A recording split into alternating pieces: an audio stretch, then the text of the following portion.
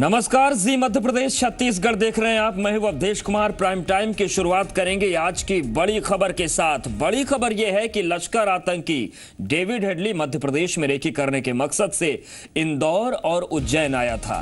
सूत्रों के हवाले से यह जानकारी मिली है कि मुंबई पर 2008 में हुए आतंकी हमले की साजिश रचने वाला लश्कर का आतंकी David Coleman Headley Madhya Pradesh में भी रेकी करने की खबर है और 2010 में यह बड़ी तेजी से खबर फैली थी।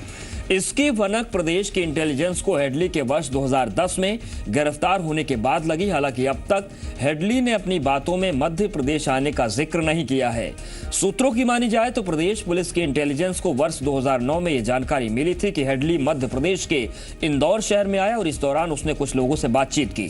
खुफिया पुलिस ने इस जानकारी के अन्य तथ्य जुटाने के लिए इंदौर में लंबे वक्त तक डेरा डाला, लेकिन कोई ठोस जानकारी हेडली को लेकर उन्हें नहीं मिल पाई।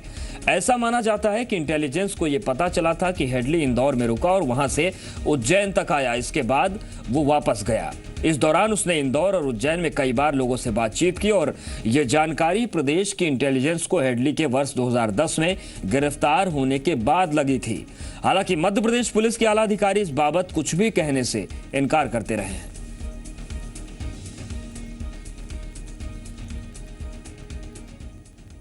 तो मुंबई हमले के गवाह डेविड कोलमैन हेडली ने कई अहम खुलासे किए हैं। हेडली का दावा है कि मुंबई हमला हाफिज सईद की शह पर हुआ। हेडली की गवाही के बाद भारत पाकिस्तान को डोजियर के रूप में नए सबूत सौंपने की तैयारी कर रहा है।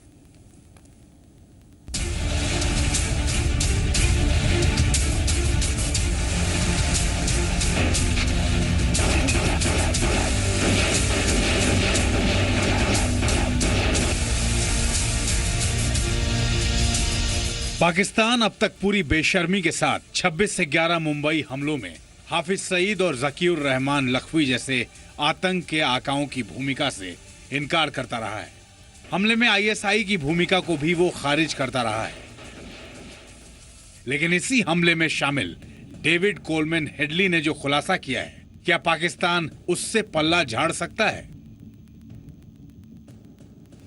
अमेरिका से वीडियो कॉन्फ्रेंसिंग के जरिए हेडली ने पहली बार 26 से 11 मुंबई हमलों पर गवाही दी तो हाफिज सईद, लखवी और आईएसआई से लेकर पाकिस्तान तक सब बेनकाब हो गए। हेडली ने बताया कि 26 से 11 का मुंबई हमला आतंकी संगठन जमात-उद दावा के प्रमुख हाफिज सईद की शह पर हुआ और ज़कीउर रहमान लखवी हमले का मास्टरमाइंड था। हेडली ने गवाही दी कि उसे हाफिज ने ही आईएसआई के मेजर इकबाल के पास भेजा था, जो मुंबई हमले की साजिश में शामिल था। लश्कर ए तोयबा ये इसने 2002 में ज्वाइन किया था।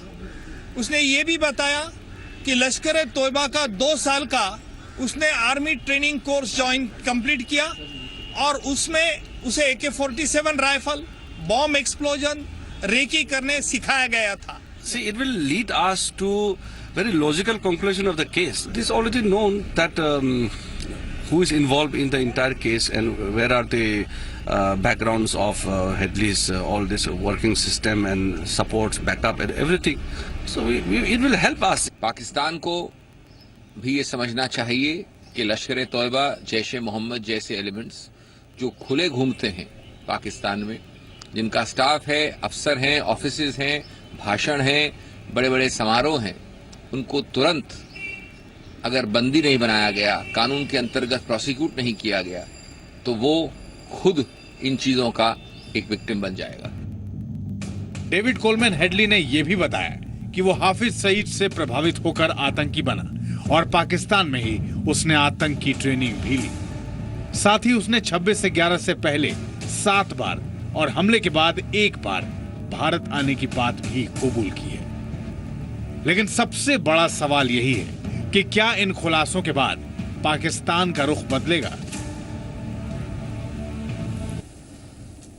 और चलिए अब बात करते हैं नाम के सियासत की। भोपाल का नाम भोजपाल हो सकता है। नाम बदलने का प्रस्ताव जल्दी लाया जाएगा और इस बात का ऐलान खुद भोपाल के महापौर आलोक शर्मा ने किया है। उन्होंने कहा कि परमार समाज की मांग है कि राजधानी का नाम भोजपाल रखा जाए और पहले भी नाम बदलने की मांग उठ चुकी है। भोपाल के मेयर का कहना है कि मामले की जांच के बाद सर्वसम्मति से किया जाएगा फैसला। वहीं भोपाल के सांसद आलोक संजर का कहना है कि अगर सबकी सहमति हो तो नाम बदलने में कोई हर्ज नहीं है। देश का दिल भोपाल, मध्य प्रदेश की राजधानी भोपाल, नवाबों का शहर भोपाल, झीलों की नगरी भोपाल। भोपाल जिसकी देश और दुनिया में एक पहचान है, एक नाम है। लेकिन अब भोपाल के नाम को बदलने की कवायद शुरू हो गई है। तो क्या बदल जाएगा भोपाल का नाम? क्या भोपाल बन जाएगा भोजपाल?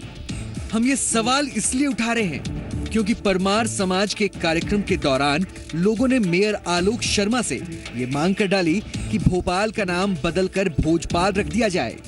बड़ी बात ये कि परमार समाज के लोगों को मेयर ने इस मामले पर विचार करने का भरोसा भी दे दिया है। आलोक शर्मा ने तो यहां तक कह दिया कि अगर राजा भोज के नाम पर भोपाल का नाम बदलकर भोजपाल कर दिया जाता है तो इसमें कोई हर्ज ही नहीं।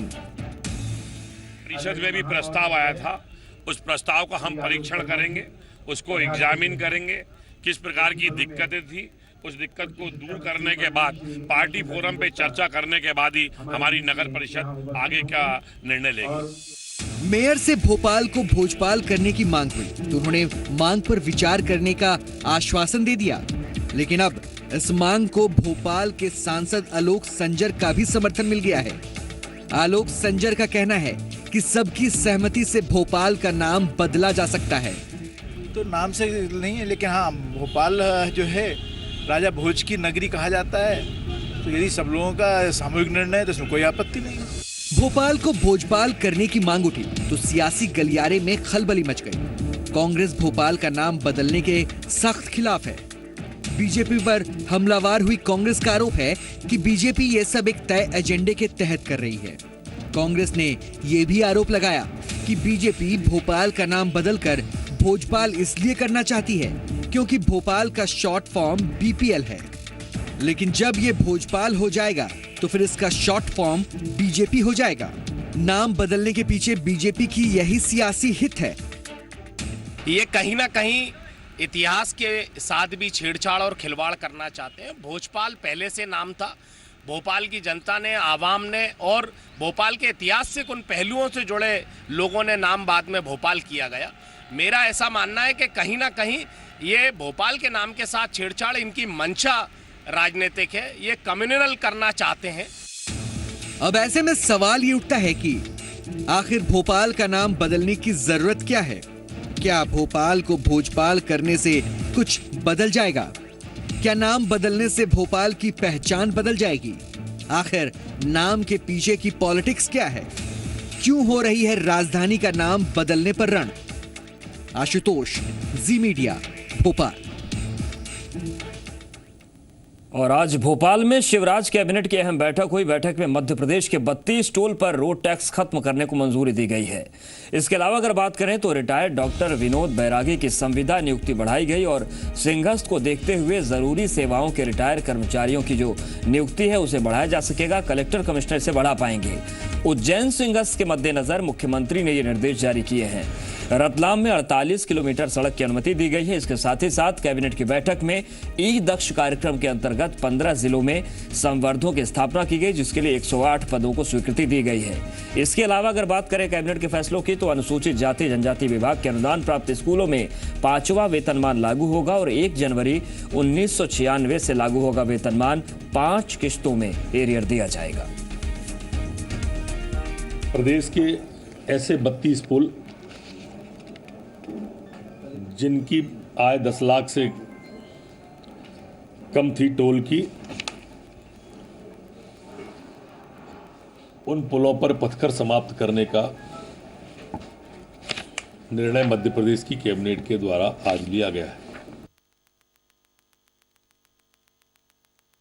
सेवारत अभ्यर्थी जो स्वास्थ्य विभाग के थे, सेवारत अभ्यर्थी कोटे के स्नातकोत्तर पाठ्यक्रम में प्रवेश प्राप्त संविदा व अन्य चिकित्सकों को स्टाइपेंड भुगतान किए जाने का भी आज निर्णय किया है। छत्तीसगढ़ नागरिक आपूर्ति निगम घोटाला मामले में तत्कालीन एमडी अनिल टुटेजा ने मुख्यमंत्री और आईएएस अफसरों को खत लिखा है और केंद्र को भेजे गए अभियोजन प्रस्ताव पर दोबारा विचार करने की मांग की है। जी मध्य प्रदेश छत्तीसगढ़ से फोन पर बातचीत में टुटेजा ने खुद को बेकसूर बताया। हालांकि चिट्ठी में क्या बात लिखी गई इस बात का उन्होंने खुलासा नहीं किया है, लेकिन ऐसी जानकारी मिली है कि पत्र में टुटेजा ने एसीबी अधिकारियों पर फंसाने का आरोप लगाया है।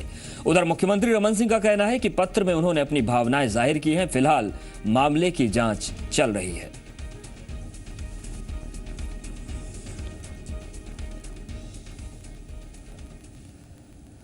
छत्तीसगढ़ नागरिक आपूर्ति निगम घोटाला मामले में भ्रष्टाचार के खिलाफ लड़ाई अब एसीबी बनाम नौकरशाही की बनती जा रही है। इस पूरे मामले में छापों के बाद जिन आरोपियों के नाम सामने आए उन्हें अब तक सजा नहीं दिलाई जा सकी। हैरान यहां पर इस बात की हैरानी होती है कि जहां पर आईएएस अफसरों के खिलाफ एसीबी को केस की मंजूरी नहीं मिल पाई, वहीं अब अफसर खुद को बचाने के लिए इस पूरे मामले को आईएएस वर्सेस एसीबी की राह में मोड़ देने की कोशिश करने लगे हैं।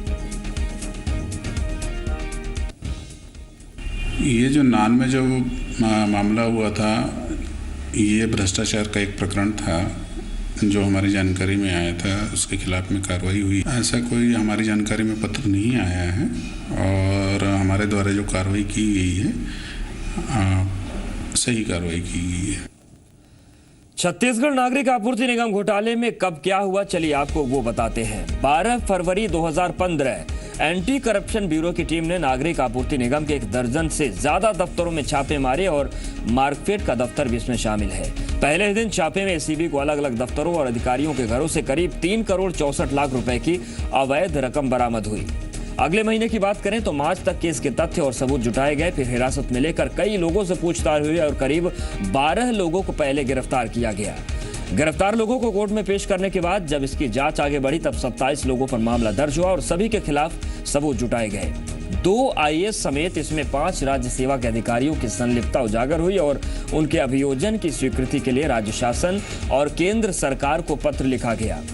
18 के खिलाफ अलग अलग दिनों में कोर्ट में चालान पेश किए गए और बाकी के खिलाफ जांच अभी चल रही है। और हाल ही में राज्य सेवा के 5 अधिकारियों के खिलाफ केस की मंजूरी राज्य शासन की तरफ से दे दी गई है। उनका पूरक चालान पेश किया जाना है, लेकिन 2 आईएएस अफसरों के मामले अटके हैं जिनका चालान तो पेश हो गया, लेकिन केस की मंजूरी केंद्र से नहीं मिलने की वजह से पूरक चालान पेश नहीं हो पा रहा है।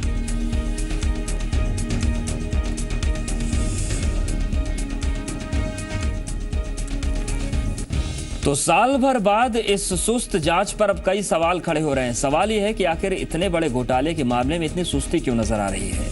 जिनकी गिरफ्तारी हो चुकी है उन्हें सजा अब तक क्यों नहीं दिलाई जा सकी, और सवाल यह भी है कि अब तक आईएएस अफसरों पर केस की मंजूरी क्यों नहीं मिली, और क्या अब कार्रवाई की दिशा बदलने की कोशिश हो रही है जिस तरीके से खत लिखे गए हैं।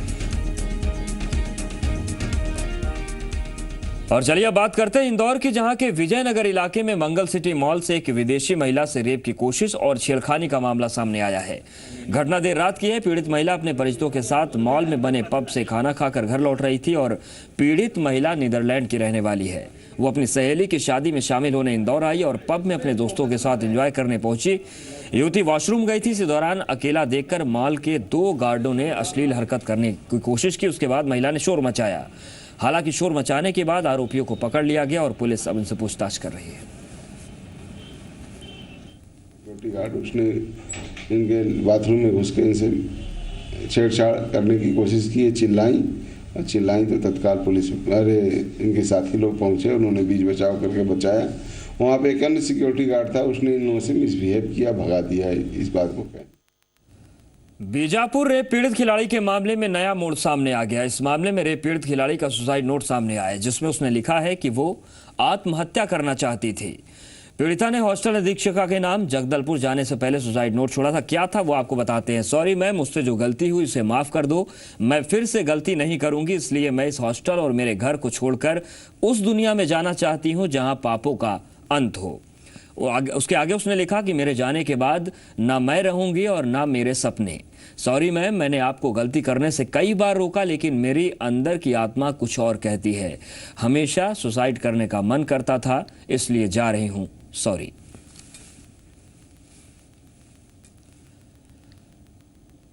तो बीजापुर रेप पीड़ित खिलाड़ी के इस मामले को जी मध्य प्रदेश छत्तीसगढ़ ने उठाया था, जिसके बाद खबर का असर हुआ है।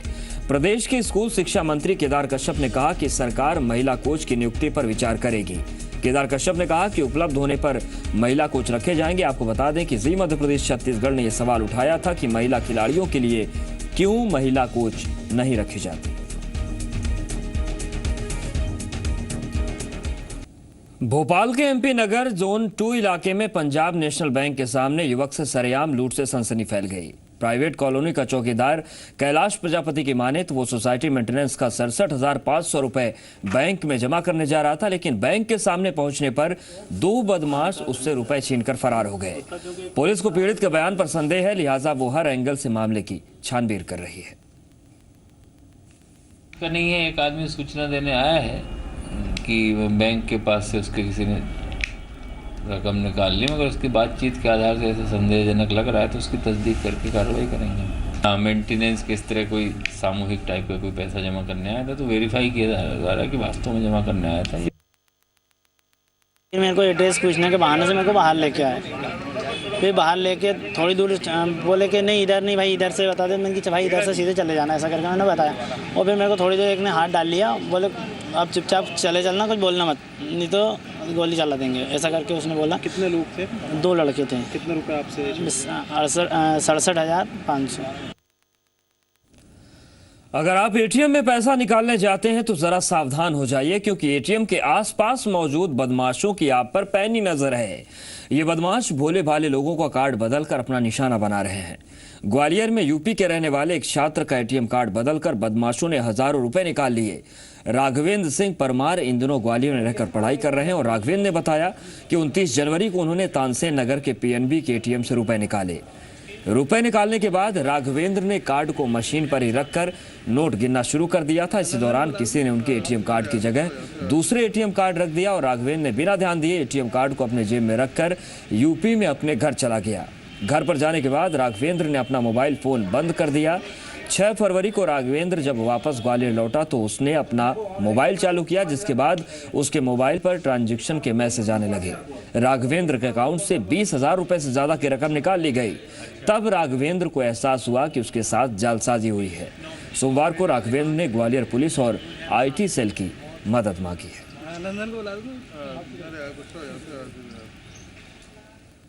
और चलिए अब बात सागर की करते हैं, जहां के गोपालगंज थाना क्षेत्र के स्थित दादा दरबार मंदिर के पास एक यात्री बस ने बाइक को टक्कर मार दी, जिससे बाइक सवार एक महिला की मौत हो गई।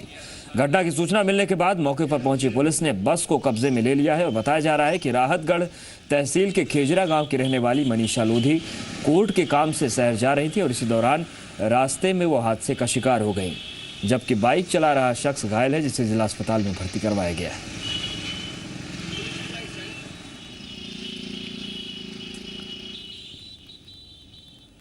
और चलिए अब बात करते हैं लाल आतंक से मोह भंग होते नक्सलियों की। नारायणपुर के बेनूर थाना में सोमवार को 34 नक्सलियों ने पुलिस के सामने सरेंडर कर दिया। सरेंडर करने वाले नक्सली बेनूर और किसकोड़ों में सक्रिय थे। बताया जा रहा है कि नक्सलियों के आतंक से तंग आकर और सरकार की पुनर्वास नीति से प्रभावित होकर इन लोगों ने सरेंडर किया। आत्मसमर्पण करने वाले नक्सलियों का कहना है कि भय के चलते वो नक्सलियों का साथ दे रहे थे। वहीं पुलिस का कहना है कि शासन की पुनर्वास नीति से प्रभावित होकर इन नक्सलियों ने आत्मसमर्पण किया, जिन्हें पुनर्वास नीति के तहत हर सुविधा दी जाएगी।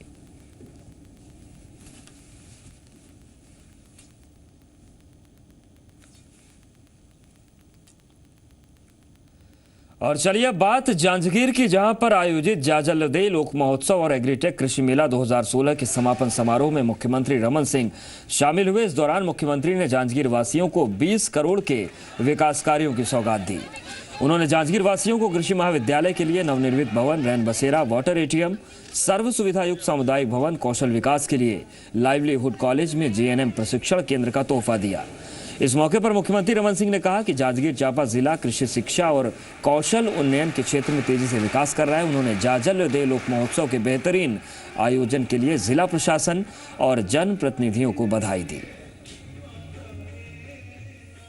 न केवल कृषि के क्षेत्र में, शिक्षा के क्षेत्र में, कौशल उन्नयन के क्षेत्र में जांजगीर तेजी के साथ आगे बढ़ रहा है और ये जिला भी अब सारे अधोसंरचना के साथ तेजी के साथ विकास में आगे बढ़ा है। मशहूर शायर निदा फाजली का आज निधन हो गया। निदा फाजली 2 दिनों से बीमार थे।